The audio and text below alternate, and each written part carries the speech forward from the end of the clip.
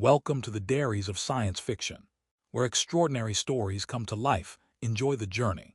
The docking corridor was labeled Gate C-17, which was already suspicious because the station's public map had skipped from C-12 straight to C-21. But I was late. My wrist console was screaming about missed connections, and the automated arrows on the floor glowed with the absolute confidence of something that had never been wrong in its life. I followed them. The hatch sealed behind me with a soft, satisfied sigh, the kind of sound that suggested commitment. Only then did I notice the silence. Civilian transports always buzzed with chatter, recycled air coughing through old vents, someone arguing with a vending unit. Here the air felt polite. It smelled faintly of metal and something floral, like a greenhouse built inside a machine that dreamed about being a forest. The welcome chime rang, slow and melodic, and a voice spoke in perfect standard, except for the rhythm, which lingered too long on certain words as if tasting them. Passenger acknowledged. Not welcomed. Acknowledged. I decided not to be offended. The floor trembled as the ship disengaged from the station, and I had just enough time to wonder why takeoff permissions hadn't been announced before gravity shifted, gently but unmistakably, like the universe clearing its throat. When the door to the corridor opened, I expected a uniformed attendant, maybe someone tired, maybe someone rude. Instead, 6 figures stood there, all tall, all still, all very clearly not human in the way that mattered. They looked like women at first glance, familiar proportions, expressive eyes, but their ears extended long and elegant past their hairlines, tapering back along their heads like living instruments tuned to frequencies I'd never hear. Their skin tones ranged from pale gold to cool ash, and their eyes reflected the corridor lights a fraction of a second too slowly. No one spoke. I raised a hand, then realized waving at armed strangers in space might be interpreted as a challenge, so I turned it into an awkward scratch behind my ear. "Hi," I said, immediately hating how small the word sounded. "I think I'm on the wrong ship." Several of them tilted their heads in unison. The motion rippled down their long ears, which twitched and adjusted as if listening to something beyond sound. One of them glanced at a small device on her wrist. Another stared at me with open curiosity, as though I'd spontaneously appeared fully dressed and mildly panicked, which, to be fair, I had. "The ship registered no human boarding authorization," one of them finally said. Her voice was calm, layered with a faint harmonic undertone that made my translator implant hum. "Explain." "I followed the arrows," I said. They were very convincing arrows. This did not help. 2 of them exchanged looks that felt uncomfortably significant. A third frowned, her ears flattening slightly, and said something rapid in a language my implant refused to touch, possibly out of self-preservation. The woman nearest me stepped closer, studying my face, my hands, the way I kept my shoulders tense like I was expecting a citation rather than an execution. "A human," she murmured, not to me but to the others, as if saying the word out loud might change its shape. Her eyes met mine, and unlike the rest, there was no alarm in them, only curiosity, careful and restrained. "He doesn't even look symbolic." "Hey," I said, relieved to find my voice still worked. "I can leave. I'm very good at leaving places I don't belong." A pause followed, heavy and deliberate. Somewhere deep in the ship, systems adjusted, doors locking with quiet finality. The woman with curious eyes didn't look away as she spoke again, more softly this time. "No," she said, "you can't." They escorted me forward without touching me, which somehow made it worse. The corridor reacted to their steps, the floor firming and softening in subtle pulses, while it stayed stubbornly neutral beneath my boots, as if the ship itself was undecided about me. I tried to match their pace and failed immediately. Long legs, long strides, and an obvious cultural disinterest in slowing down for lost humans. I cleared my throat. "So," I said, aiming for casual and landing somewhere near desperate, "is this the part where you explain why I can't leave, or do we save that for after the ritual sacrifice?" Several ears twitched. One of them actually snorted, then caught herself and straightened, clearly offended by her own reaction. The one who had spoken before didn't turn around. "There is no ritual," she said, "and you are not scheduled for sacrifice." "Comforting," I muttered. "Love a flexible itinerary." We entered a circular chamber where the walls flowed like frozen liquid, shapes shifting faintly beneath the surface. A ring of light bloomed overhead, scanning me from scalp to boots. I held my arms out. "I showered recently, just putting that out there." A different woman stepped forward, eyes sharp, ears angled back like drawn blades. "Human humor," she said flatly, "inappropriate. I specialize in that." The scan ended with a soft chime that sounded suspiciously pleased. Symbols unfolded in the air, rotating, rearranging themselves with quiet urgency. The women clustered together, speaking rapidly now, their voices overlapping in a musical, irritated chorus my translator struggled to keep up with. Words bled through anyway. Isolation protocols, contamination risk, statistical anomaly. One of them said omen, and several others immediately objected. I raised a finger. "I don't love being called an anomaly. I prefer unexpected bonus." That earned me a look, this time from the quiet one. She was standing slightly apart, watching me like I was a puzzle someone had dropped on the floor rather than a threat that needed neutralizing. When the others argued louder, she spoke once, calmly, and the room stilled. I didn't catch her words, but I felt the effect of them, like pressure equalizing. She turned to me. "You boarded a vessel governed by strict separation law," she said. "No unauthorized species may disembark once the ship has departed controlled space." "Okay," I said slowly, "so turn around." Her mouth curved just barely. "We cannot." "Why not?" "The ship has already logged you." I blinked. "Logged me how?" Another symbol flared above us, resolving into a rotating outline that was unmistakably human. My outline. The ship chimed again, louder this time, as if proud of itself. I stared at it. "Is it smiling?" "It adapts," she said. "You are now part of its internal equation." "Great," I said. "I always wanted to be math." Tension crackled through the room, sharp and bright, but it didn't explode. It bent instead, warped by disbelief, by curiosity, by something dangerously close to excitement. One of them muttered about reports and consequences. Another stared at me like she was trying to decide whether I was contagious or collectible. The quiet one met my eyes again. "Until a ruling is issued," she said, "you will remain aboard." I let out a slow breath. Do I at least get a room, or am I sleeping in a supply closet? Her ears flicked, and this time she didn't hide the humor. "You will be accommodated," she said. "Try not to destabilize anything." "I make no promises," I replied, and somewhere deep in the ship, something hummed, as if laughing very quietly. The room they gave me didn't have corners, which I decided was a design choice meant to discourage pacing. Every time I tried, the floor subtly redirected me, like a patient parent steering a distracted child away from traffic. When I sat, it warmed. When I stood, it cooled. When I muttered complaints under my breath, the lights dimmed slightly, which felt judgmental. "I can hear that," I told the ceiling. The ceiling pulsed once, unapologetic. The door dissolved without warning a few hours later. Or minutes. Time felt slippery here, stretched thin by unfamiliar gravity and the absence of anything resembling a clock. 3 of them entered, carrying nothing, which somehow made it clear this wasn't a social visit. One activated a floating interface that projected symbols I'd already begun to recognize, the ship's language shifting constantly, like it enjoyed improvisation. "We will ask questions," one said. "I will answer," I said, "some of them accurately." Her ears angled sharply. "Accuracy is required." "Then you should avoid asking about my childhood." That earned another almost laugh, quickly suppressed. They asked about Earth, about population density, about whether humans truly consume toxins voluntarily. I corrected their interpretation of coffee 3 times and still wasn't sure they believed me. One of them leaned in close, eyes narrowed, and said, You make jokes under stress. I make jokes under all conditions, I said. Stress just improves the material.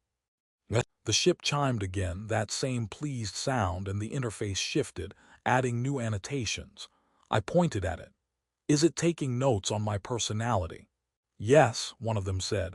It finds you inefficient but interesting. I get that a lot. They left eventually, apparently satisfied that I was not immediately dangerous, contagious, or divine. The door reformed, and I sat back down, letting the floor decide what temperature I deserved. Not long after, it dissolved again, this time more slowly, as if announcing itself. She entered alone, the quiet one. Her presence changed the room in ways the others hadn't. The ship didn't react as strongly, as if it trusted her. She stood across from me, hands folded, ears relaxed but attentive. I am called Sae'len, she said. You may shorten it. Humans struggle with the full sound. Bold assumption, I said, but fair. I'm Daniel. She repeated it carefully, like she was fitting it into a place it hadn't existed before. You are adapting poorly, she said, almost apologetically. I'm doing my best, I replied. My best is just like this. Her mouth curved just a little. Your humor destabilizes conversation patterns. Happy to help. She asked fewer questions than the others. Instead, she told me things, small ones. How the ship had been traveling for years without external contact. How isolation laws were meant to protect them, not imprison them. How no human had ever been logged before. When she paused, I realized she was waiting for something. Why me? I asked. Her ears flicked, a subtle sign of uncertainty. That, she said, is what concerns us. Somewhere beyond the walls, the ship adjusted its course, engines humming with quiet confidence. I leaned back, folding my hands behind my head. Well, I said, if I'm going to be a mystery, I'd like to be a friendly one. She studied me for a long moment, then nodded once. We will see, she said. And for the first time since boarding the wrong ship, I believed her. The ship decided I was part of the routine now. That became clear when my door dissolved at what I assumed was morning, and a soft tone suggested I should follow the glowing line that appeared on the floor. I followed it because ignoring alien floor lights felt like how people ended up as cautionary tales. The line led me to a communal chamber where several of them were already gathered, arguing in low, rapid voices. The argument stopped the moment they noticed me, like I just walked into a meeting I definitely wasn't invited to, but was now expected to contribute to. One of them gestured toward a surface that rose smoothly from the floor. Sit. Bossy furniture, I said, but I sat. The surface adjusted, probably after scanning my spine and judging me silently. Above us, a projection bloomed, dense streams of data, star charts folding in on themselves, probability lines branching and collapsing. I recognized one symbol now. It meant me. I waved at it. Nice to see I'm still trending. Sae'len stood slightly apart again, watching the others rather than me. The ship chimed intermittently, injecting itself into the discussion like an overeager moderator. Words filtered through the translator. Oversight council, deviation threshold, behavioral drift. One of them pointed at the projection sharply. The human's presence is altering internal metrics. I prefer improving, I said. No one acknowledged that. Instead, the ship's lights dimmed, then shifted color, a signal Sae'len had explained earlier meant an incoming priority transmission. The projection fractured, reforming into a seal-like symbol that radiated authority. Several of them straightened instinctively. The message was brief and merciless. External docking denied. Inquiry pending. Isolation protocol reinforced. I whistled softly. That sounds bad. It is restrictive, Sae'len said carefully. Another woman snapped. It is punishment. For them or me? I asked. She looked at me like she hadn't considered the distinction. The room filled with overlapping voices again, tension spiking fast. I raised my hands. Okay, just throwing this out there. But maybe locking everyone in a ship with the accidental human is not the optimal stress management strategy. The ship chimed once, twice. Then the floor vibrated faintly and the voices cut off mid-sentence. Sae'len turned toward the air, eyes narrowing. "You are overstepping." The ship responded with a cascade of symbols, too fast for me to read, but the tone was unmistakably smug. I leaned back. "I think it likes me." "That," someone muttered, "is the problem." Later, time was still slippery. I found myself walking beside Sae'len through a corridor that reconfigured itself as we moved, panels flowing into new shapes. "They think I'm dangerous," I said. "They think you are disruptive," she replied. "There is a difference." "Comforting." She hesitated, then said, "I do not." I glanced at her. "That makes one of us." Her ears flicked, a restrained sign of amusement. "You cope with humor, we cope with control. The ship is struggling to decide which is more efficient." We stopped as the corridor opened into a wide viewport. Stars stretched across the void, distant and indifferent. The ship adjusted its course again, subtle but deliberate. Sae'len watched the stars for a long moment before speaking. "If the inquiry concludes unfavorably," she said, "you will be removed." "Removed how?" She looked at me then, really looked at me. "That has not been decided." I forced a grin.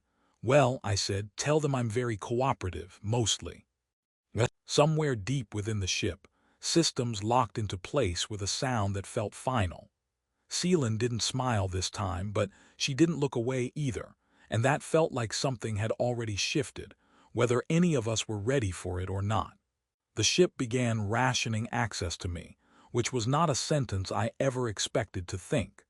Visits were scheduled now, controlled by the ship's intelligence with an efficiency that felt pointed. Some of them came armed with questions disguised as casual conversation. Others came armed with actual weapons, and the kind of politeness that suggested they were trying very hard not to use them. I started rating the encounters in my head. Friendly curiosity was a solid 6. Open suspicion hovered around an 8. One memorable interaction earned a 9 when someone asked if humans could reproduce through prolonged eye contact. "I wish," I said, "would have saved everyone a lot of awkward conversations." That did not go over well. Sae'len's visits were rarer and when they happened, shorter. Not because she wanted them that way, I suspected, but because the ship did. The first time I noticed, the lights dimmed mid-sentence and a tone sounded that translated roughly to scheduling conflict. I glanced at the ceiling. "You're jealous," I said. The ship chimed sharply. "She is not authorized for extended interaction," Sae'len said, jaw tight. "Then I'll talk faster." She almost smiled. Almost. The tension among the crew had thickened into something you could feel in the air, like static before a storm. I overheard fragments as they passed my door, words like precedent and erosion and irreversible. One of them accused another of sympathizing too much. Another accused the ship itself of bias. That one didn't end well. The ship rerouted her for evaluation and locked the corridor behind her with quiet finality. "I'm really shaking things up," I told Sae'len later. "You're welcome." "You are destabilizing years of careful balance," she replied. "Still counts." She studied me for a long moment, ears betraying her agitation despite her control. "There are proposals," she said. "Solutions." "That sounds ominous." "One involves neural partitioning. You would leave with portions of your memory suppressed." I frowned. "I'd prefer to keep my jokes." Another involved stasis. Another involved relocation to a monitored outpost where no one would ask questions because no one ever visited. Each option was delivered with clinical precision, as if removing emotional context made them easier to accept. I tried to make light of it. "Do any of these come with snacks?" She didn't laugh this time. "There is another option," she said quietly. I waited. "It requires defiance." That got my attention. "Yours or mine?" "Yes." The ship hummed louder, systems shifting as if listening. I leaned closer, lowering my voice. "You know it's always a bad sign when the reasonable option is labeled defiance." Her ears flattened, then lifted again, indecisive. "You are not a symbol to me," she said. "That is the complication." I swallowed, surprised by the weight of that admission. I'm not great at being symbols, I said. I forget to stand still. The ship chimed again, insistent this time. An alert flared across the room, projecting a countdown I didn't understand but instinctively disliked. Sae'len straightened. They are moving forward, she said. A decision will be enforced. I looked at the numbers ticking down, then back at her. So, I said, forcing a grin, what's the plan? She hesitated, then reached out and placed her hand against the wall. The ship responded instantly, lights shifting, corridors reconfiguring beyond the room. For the first time since I'd boarded by accident, something felt deliberate. You trust me? She asked. I snorted softly. I got on the wrong ship. At this point, trust is all I have. The countdown continued, relentless and bright. And as the ship altered its course, I realized the choice wasn't coming anymore. It had already arrived. The ship no longer argued with itself. That was the first thing I noticed. Where there had once been constant adjustments, lights flickering, corridors reshaping, tones chiming with thinly veiled opinions, now there was a steady, purposeful hum, like a decision finally accepted. Sae'len walked beside me as the walls parted ahead of us, opening a route no one had shown me before. Not hidden exactly, just unused, like a door everyone agreed not to look at. Congratulations, I said quietly. You've officially kidnapped a human. I am liberating one, she replied. There is a difference. Of course there is. Yours sounds much better in the report. The crew had been summoned to the central chamber, not by Sae'len, but by the ship itself. That alone silenced most objections. When we entered, the air was tense but no longer hostile, stretched thin by inevitability. The projection above them displayed branching outcomes, most of which collapsed as we watched, probabilities falling away like discarded drafts. The inquiry has concluded, the ship announced, its voice resonant and calm. Isolation law was designed to preserve stability. Stability has been achieved through adaptation. Several ears flattened in shock. One voice rose in protest, but it faded when the projections shifted again, revealing long-term projections. Crew cohesion improved, systemic stagnation reduced, cognitive flexibility increased. I leaned toward Sae'len. I'm a wellness initiative. You are an anomaly, she said softly, but a useful one. The ruling was simple in the end. I would be allowed to leave, escorted to a neutral relay, my presence recorded not as a violation but as a catalyst. The ship would amend its protocols. The crew would continue on, changed but intact. No memory loss, no stasis, no erasure. When the words settled, I felt something unexpected loosen in my chest. I turned to Sae'len. So this is the part where we pretend this wasn't complicated. Her ears tilted, a gesture I now understood as fond exasperation. You were never simple. Neither was the goodbye. It wasn't dramatic, no declarations, no desperate last-minute reversals. Just a quiet moment by the airlock, the stars waiting patiently beyond. She placed something small in my hand, warm and faintly humming. A locator tuned not to coordinates but to frequency. If our paths align again, she said, this will know. I closed my fingers around it. I'll try not to get on the wrong ship next time. She smiled fully then, no restraint left. I hope you do. When the hatch sealed and the relay station's lights replaced the soft glow of her ship, I expected to feel smaller. Instead, I felt steadier. I'd boarded as someone who drifted.